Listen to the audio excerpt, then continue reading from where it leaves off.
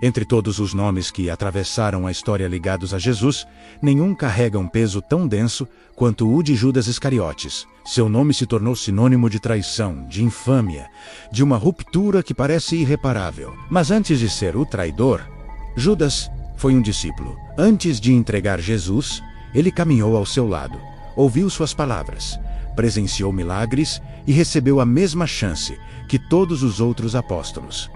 A chance de seguir o Messias. A história de Judas não é simples, nem superficial. Ela é profundamente humana, marcada por ambição, frustração, conflito interno e, acima de tudo, por uma incapacidade de compreender o verdadeiro reino que Jesus anunciava. Quem era esse homem e por que sua jornada, que começou tão perto da luz, terminou de forma tão sombria? Judas era chamado de Iscariotes, um termo que, segundo muitos estudiosos, indica sua origem geográfica, possivelmente da vila de Queriote, na Judeia. Isso faria dele o único apóstolo que não era da Galileia. Um detalhe que pode ter criado um sentimento de deslocamento entre os 12. Enquanto os outros eram, em sua maioria, pescadores simples do norte, Judas vinha de uma região mais ligada à tradição religiosa e política de Israel. Seu nome, Judas, era comum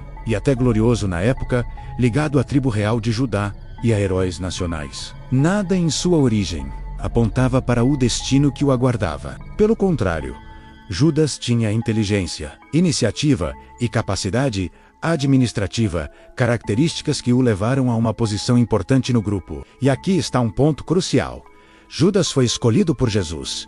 Ele não se infiltrou no grupo, não enganou o mestre desde o início. Jesus o chamou, o acolheu e lhe deu autoridade espiritual. Judas pregou, curou enfermos e expulsou demônios em nome de Cristo. Ele viveu a mesma rotina, ouviu os mesmos ensinamentos e participou da mesma intimidade que os outros. Entre os 12, Judas recebeu a responsabilidade de cuidar da bolsa de dinheiro do grupo. Ele era o tesoureiro, administrando as ofertas para a missão e para ajudar os pobres. Essa função mostra que ele era visto como alguém confiável e organizado. No entanto, os evangelhos revelam que, aos poucos, seu coração começou a se corromper. Ele começou a desviar recursos para si mesmo. E esse detalhe não é apenas sobre dinheiro. Ele revela algo muito mais profundo. O coração de Judas já estava se afastando do espírito de renúncia que Jesus ensinava. Judas parecia ter expectativas muito claras sobre quem Jesus deveria ser. Muitos judeus da época esperavam um Messias político, um libertador que derrubaria o domínio romano e restauraria a glória de Israel.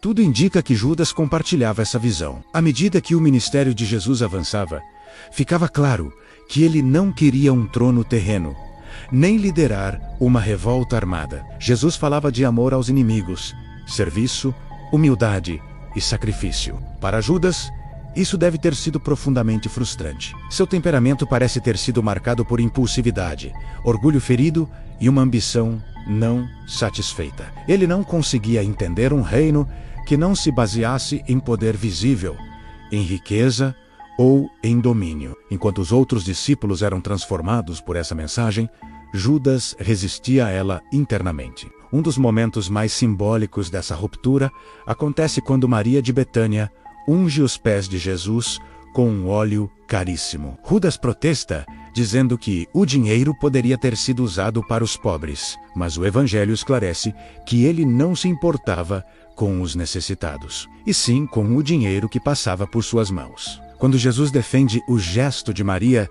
Judas se sente exposto e contrariado. Ali, algo se quebra definitivamente dentro dele. Sua decepção com Jesus se transforma em ressentimento, e o ressentimento abre a porta para a traição. A Bíblia diz que Satanás entrou em Judas, mas isso não significa que ele foi um mero fantoche. A influência espiritual só encontrou espaço porque seu coração já estava dividido. Judas toma a decisão consciente de procurar os principais sacerdotes e negociar a entrega de Jesus. O valor combinado, 30 moedas de prata, era simbólico e trágico.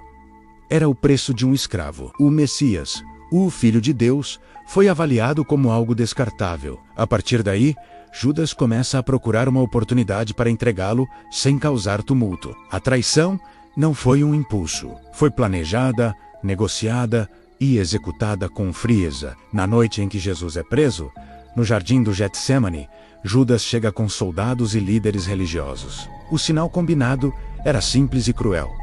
Um beijo, um gesto de intimidade transformado em arma. Quando Judas se aproxima e beija Jesus, ele não trai apenas um mestre, mas rompe um vínculo sagrado. E Jesus, com profunda tristeza e dignidade, ainda o chama de amigo. Essa palavra ecoa como um último apelo, uma última chance de arrependimento.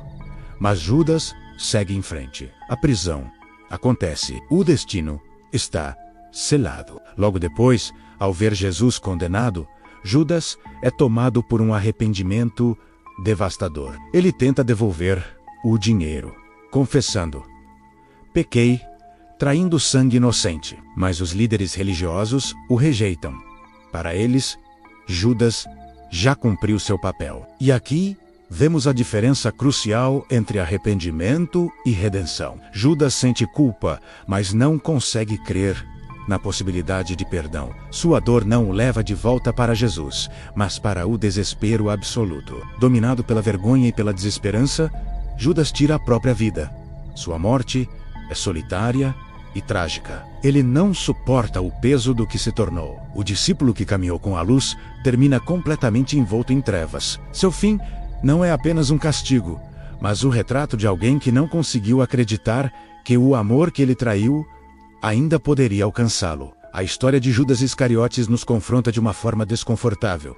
Ele não era um estranho, mas alguém próximo. Não traiu por ignorância, mas por um conflito interno. Sua queda não aconteceu de uma vez, mas em pequenos afastamentos do coração. Judas nos lembra que é possível andar com Jesus sem permitir que ele transforme o nosso interior. Que é possível ouvir a verdade e ainda assim escolher a própria vontade. Sua história não serve apenas para condenar, mas para nos alertar. Ele é o retrato da ambição que sufoca a fé, do orgulho que impede o arrependimento verdadeiro e da dor que nasce quando se perde de vista a esperança. A grande tragédia de Judas não foi apenas a sua traição, mas o fato de ele não ter acreditado que, mesmo depois de tudo, ainda havia graça para ele. Se essa reflexão te tocou de alguma forma, compartilhe este vídeo e se inscreva no canal para mais histórias que nos fazem pensar. Obrigado por assistir e até a próxima.